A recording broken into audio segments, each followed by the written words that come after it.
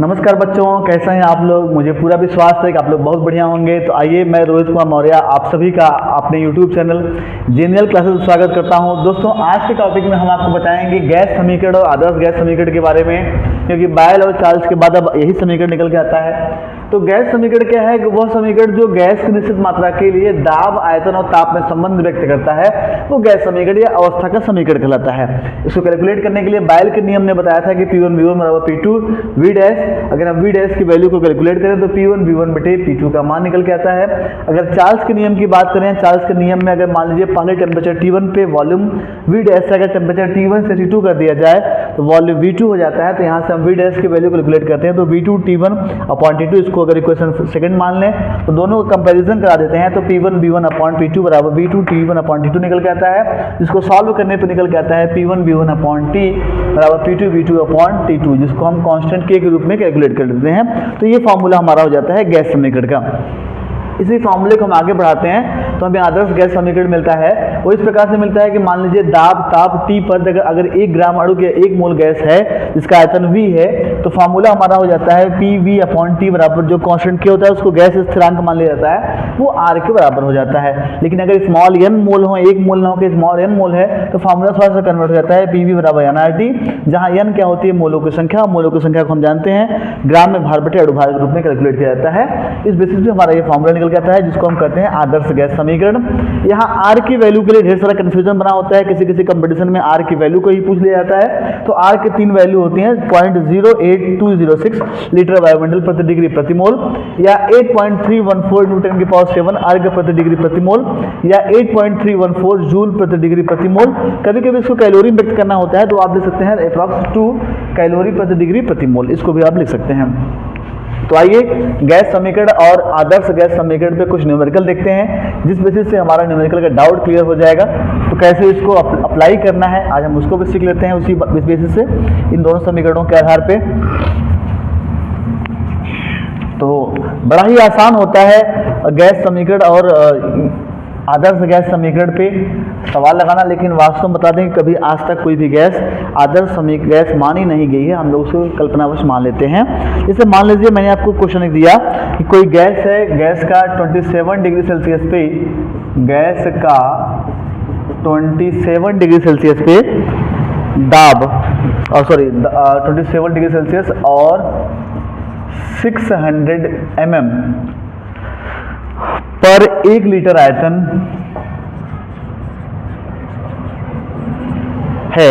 मान लीजिए यदि ताप चेंज कर दिया जाए 50 कुछ दिया है इसमें 55 डिग्री सेल्सियस और दाब 800,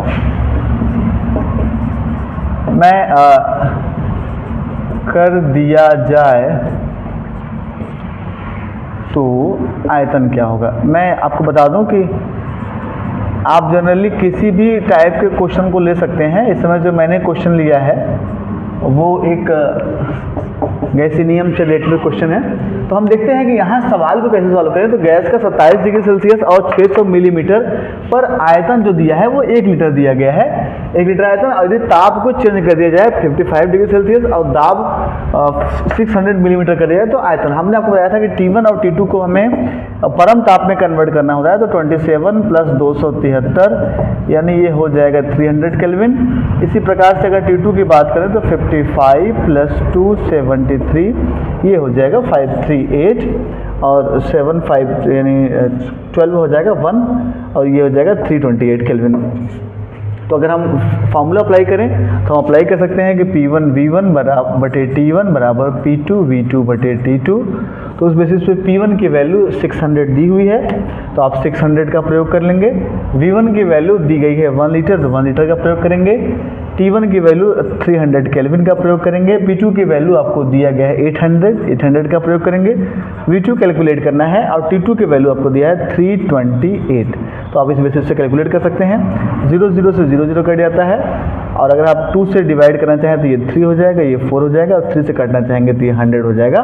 इस बेसिस पे अगर आप कैलकुलेट करेंगे तो V की वैल्यू निकल के आती है, V2 की वैल्यू 328 और आप 4 से डिवाइड कर सकते हैं। यहाँ अगर 4 से डिवाइड कर लेते हैं तो क्या हो जाता है 4 8 जा 32 फिर 4 2 जा, तो ये हो जाएगा 82/100, यानी V2 की वैल्यू निकल के आती है 0.82 लीटर। इस बेसिस पे आप V2, बड़ा ही आसान तरीका है कि आप V2 की वैल्यू को भी कैलकुलेट कर सकते हैं।